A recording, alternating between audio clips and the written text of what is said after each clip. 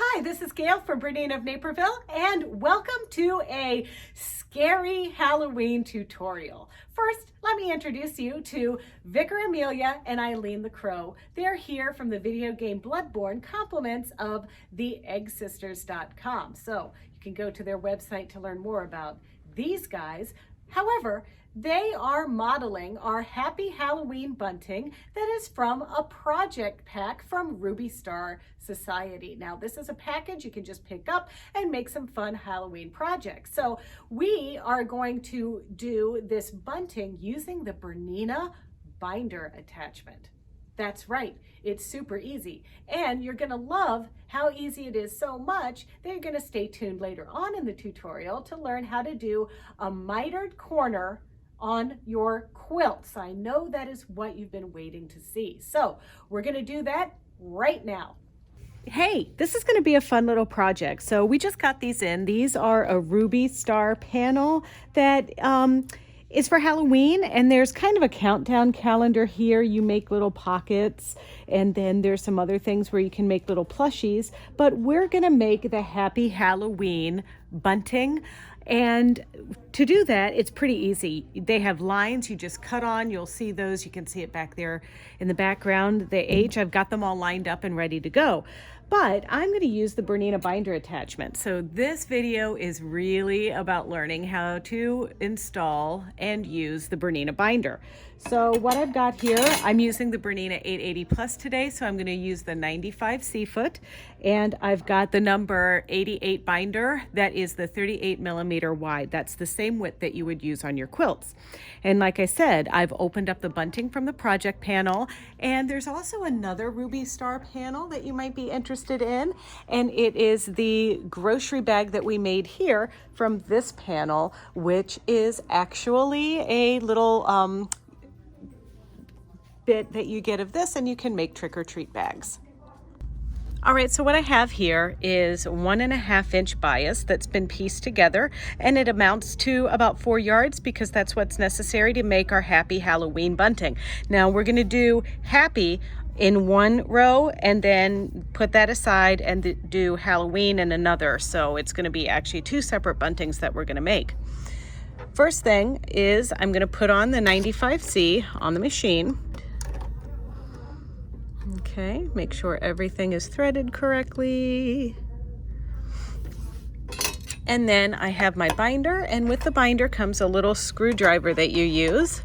And I'm gonna go ahead and just lower the foot. Make sure everything is in there just the way I like it. And now I'm gonna screw the binding attachment on using the big little screw that comes with it.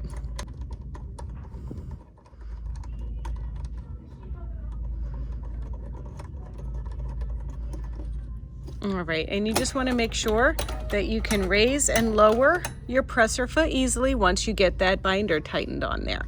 And so we're ready to go. Another nice tool to use with this is this stiletto, because when I feed the bias through, and I'm going to put it on the right side there, when I feed this through, I like to get it to start just through like that. I'm going to raise my presser foot just to get things going, and now I'm going to stitch. Now I'm going to tell you that I don't even have to move my needle very much. I'm literally moving it probably just 1 notch to the right.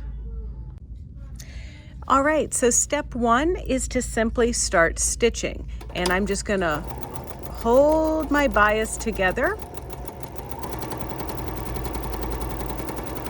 and I'm just stitching for about 10 inches, 10 to 12 inches.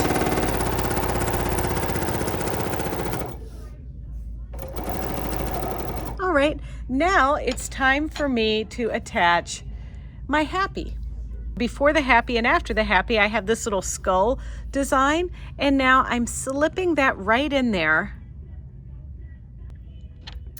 I'm slipping this right in here through the little flute, and that's going to hold everything in place while I get started. And I don't want any buckling or anything like that. We just want it to stay nice and flat.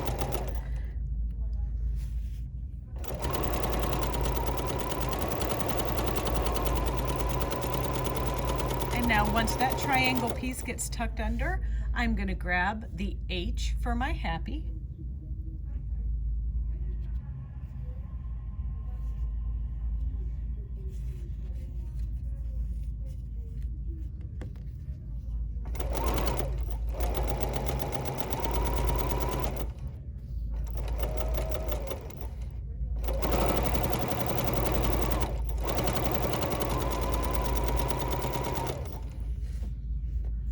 Now we're ready for the A, and then I just keep doing this for the whole piece.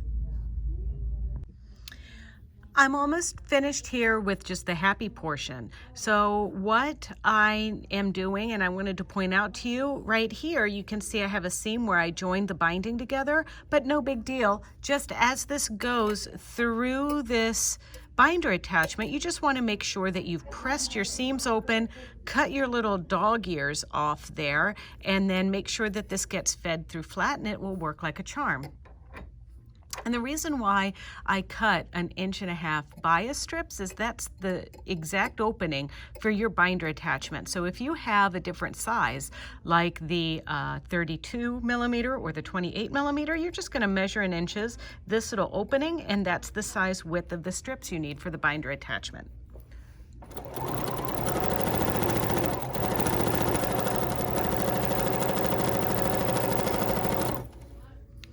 And then I also like to use my knee lever and my stiletto to kind of lift up and just push my little tabby boo through there. There we go. And now, just like I left about 10 to 12 inches of extra biased binding without anything inserted in it, I'm going to do the same thing as I get through the end here.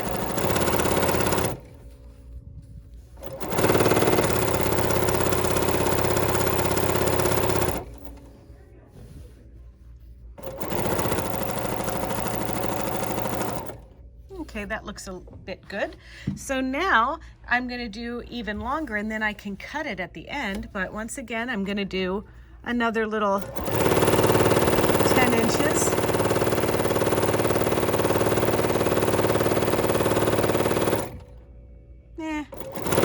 That's about right. Okay, so now I'm ready to add Halloween.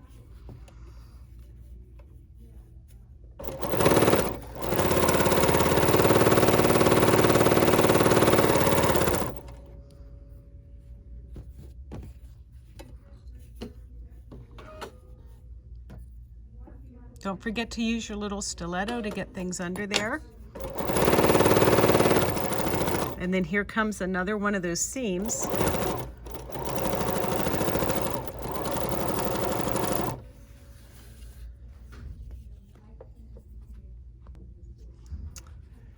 And now I'm going to slip. Here comes the L. I'm lifting with my foot. Get it tucked under there with my stiletto. Lining it up.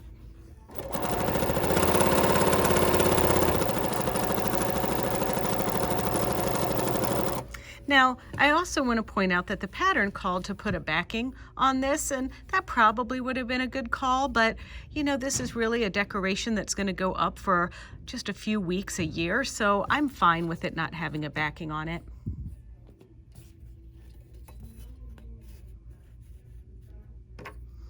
And now, like I said, with this little pattern pack, there's lots of fun little projects that you can make with it.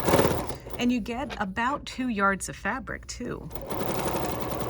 And so those are available. I'll put the link in this video. They're pre-packaged, so you don't have to wait to have anything cut. You can just grab the bag and go. You saw them when I showed the video earlier.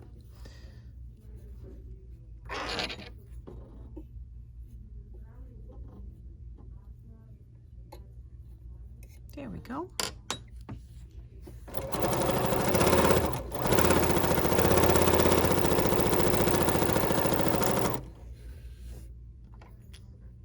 I hope I'm spelling this right. I lined them up before I started the video, but you know.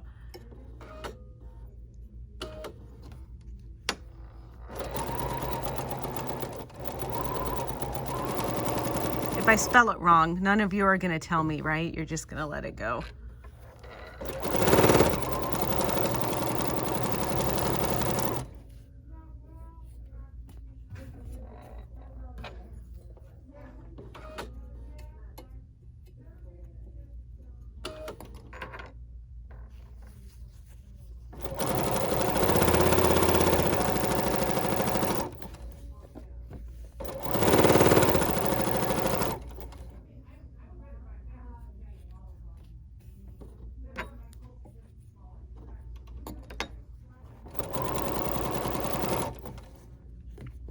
Got a little knot in my bias. There we go.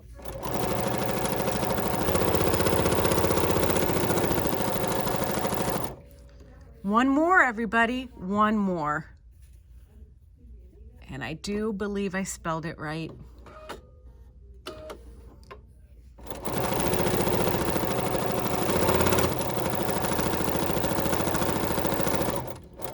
And now,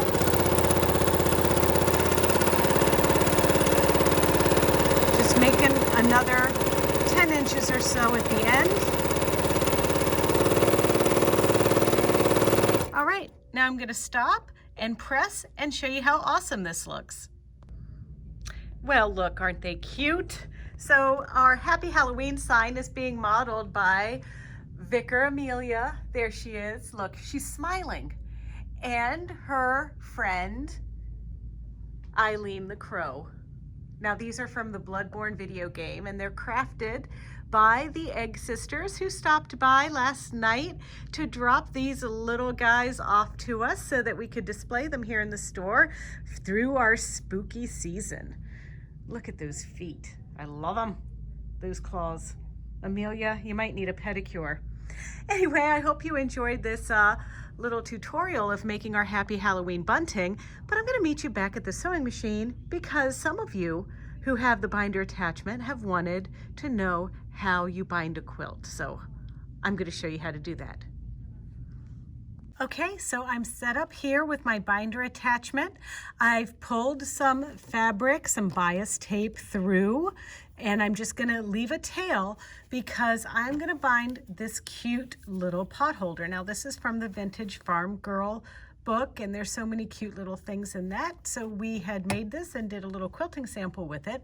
Now there's another item that you're gonna need for this, and that is the 10D foot. I'm going to use this towards the end when we join our bindings and do that kind of work.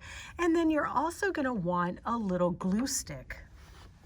I'm using the Sew Line glue stick in order to tack down my mitered corners, and you'll see how that goes as we get to them. Now I'm going to lift my freehand system and I'm going to squeeze this quilt through a little bit. And you know, I'm going to just start this on the bottom.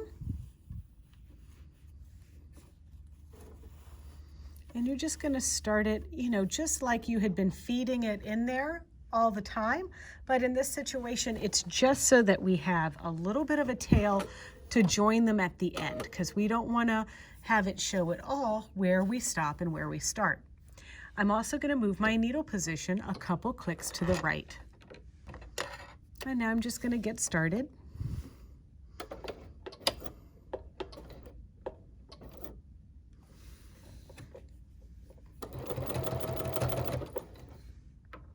Now it's really important when you do this to sew to the very edge and then back tack just a little bit and cut.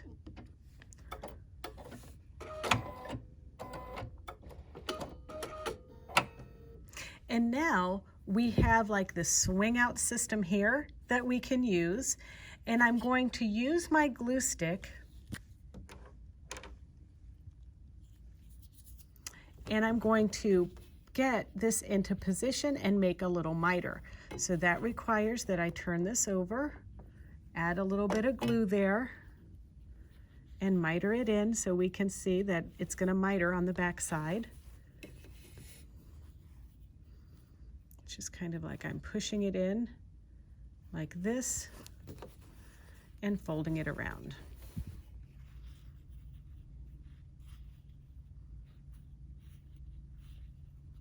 And now I'm just going to squeeze that into place so it sticks. It doesn't take very long for this glue to dry at all. And then I'm going to turn it around after it gets stuck into place.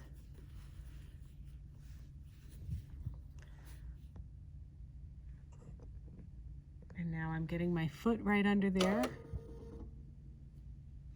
And then I'm going to pull this back through, feeding it back, pulling and feeding, and using your awl to kind of brush that bias tape back into position.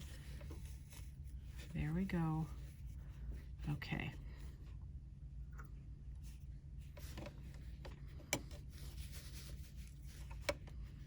And now we're ready to get started again. So now I'm going to stitch.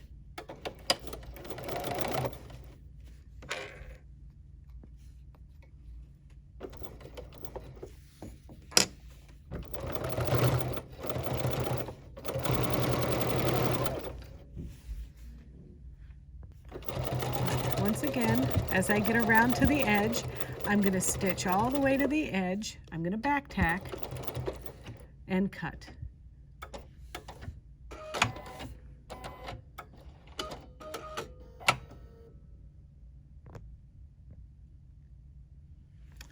And now I'm going to pull it through and swing this out, and I'm going to use my glue again and that same technique where I'm going to put the glue on the back side of my piece here,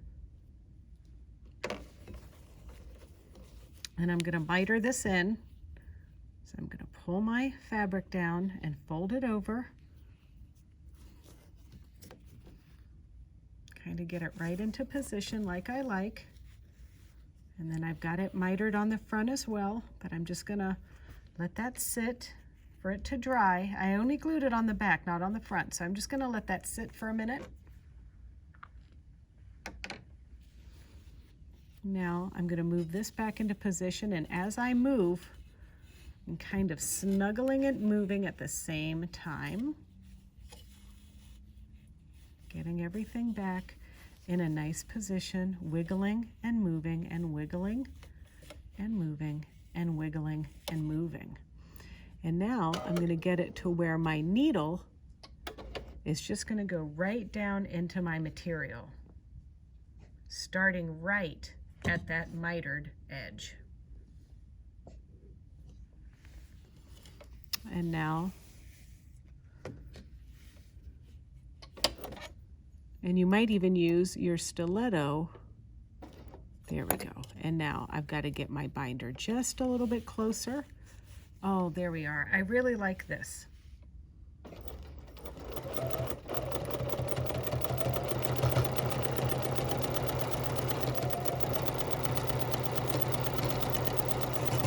And then here I am to the edge again. I'm going to back up, cut,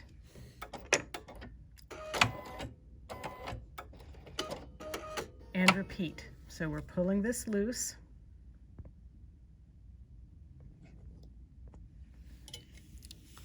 Pulling it out a little. Let's look at what we did just now. So that looks pretty good. I do have some trimming to do.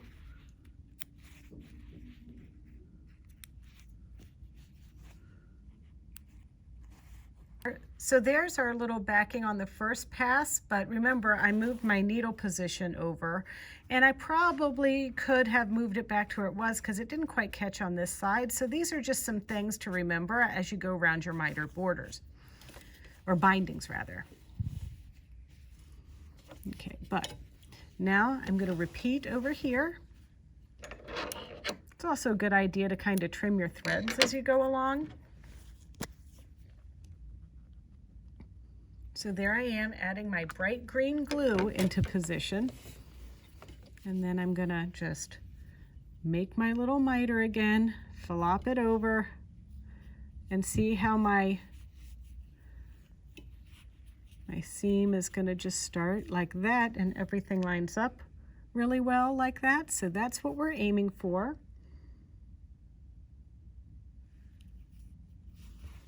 Okay, oops. Don't want to get it twisted though. All right, so now that's getting into position. We're sliding our device back, getting it right into where we want it to go. It's always helpful to use the awl to give us some additional assistance here.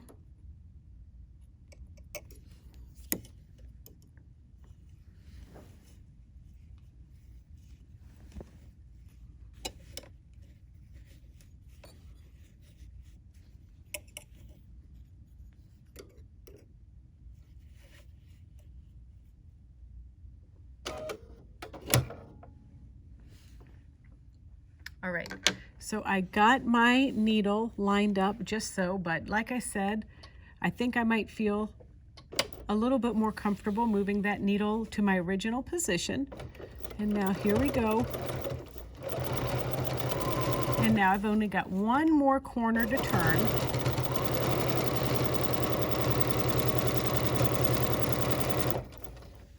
Go back and cut.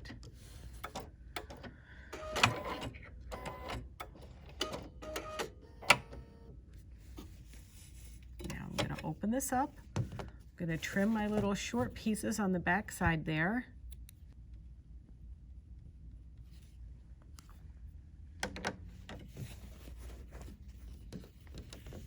Okay, so then I'm going to do my final miter.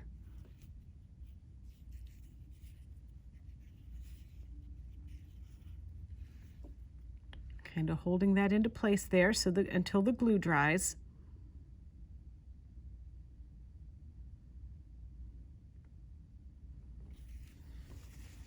It over. Get this one into position just there. And now remember, we're gonna smooth and encourage. Smooth and encourage. Until our binder goes closed again. Tuck our little thread under our foot. And now putting my foot down. Everything seems happy, and I'm only going to stitch a little bit here. And now I'm going to cut. Now I'm using a contrasting thread so you can see it more easily on the video, but in reality I would probably go a little bit lighter in this situation. So now I'm going to cut. Move my binder out of the way here. Now we have a piece where we want to join these two pieces together. And there's a couple ways that you can do it. You can legitimately just have one like this and cut it short, and then have this one, you know, just come over and sew over it. But I like to join my pieces together so that I can make my own so I can make my own miter again. So it looks like I sewed this a little too far. So I'm just gonna take my scissors and rip out this previous stitching. So I'm gonna have a lot of my own stitching work without the binder down on this side, but that's just the way it's gonna be. So now I wanna join these two pieces together. So the best way I know how to do that is to fold this down like so, right on my bias. Make a little finger crease on this. Then ideally this is going to line up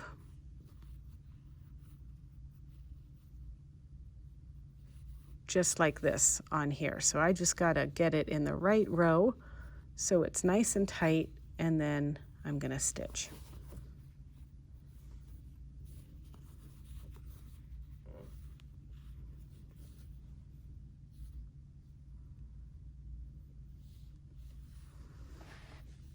And I am going to take my binder off.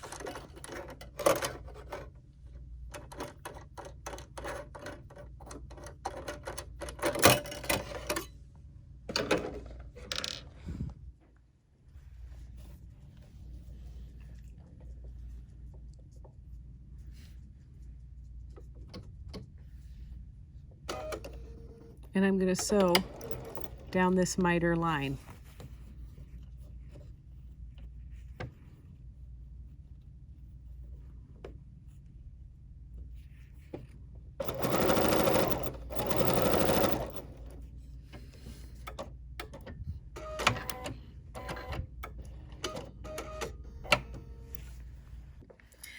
right, so I joined my pieces together. The seam is right here. Luckily, I was able to get it right on a stripe, so you can barely tell that I joined it. I have the D foot on. I've continued to move my needle 2 notches to the right, and I'm just going to be over sewing a little bit of where I started with the binding attachment. So I'm just going to go straight down here, over sewing, and stitching in the, just in the side. And now I'm going to cut. So now, of course, this is something that's going to take a lot of practice, and I know you can do it. And then we have our little bound piece. So this is going to be a little pot holder. I'm desperate for pot holders at home. And yeah, there we go. And then the back, you trim your threads. You see your little mitered pieces that we created. I do have some little fuzzies, but ta-da! I should actually rather turn it up here. So, ta-da! That's how you use your binder, and you do a mitered edge. Wasn't that easy? Aren't you inspired to get out your BERNINA Binder Attachment and use it to bind your quilts, some pot holders, placemats, a bunting, whatever your imagination can dream up? Well, that's it for today, but if you want to see more videos just like this one, don't forget to tune in to our BERNINA of Naperville YouTube channel. It's easy. It's youtube.com/BERNINA of Naperville. And if you would be so kind to like, comment, and subscribe, we would love it. And if you want to know an alert every time we upload a video, just click the little bell. But in the meantime, trick or treat, happy Halloween, and use your binder attachment.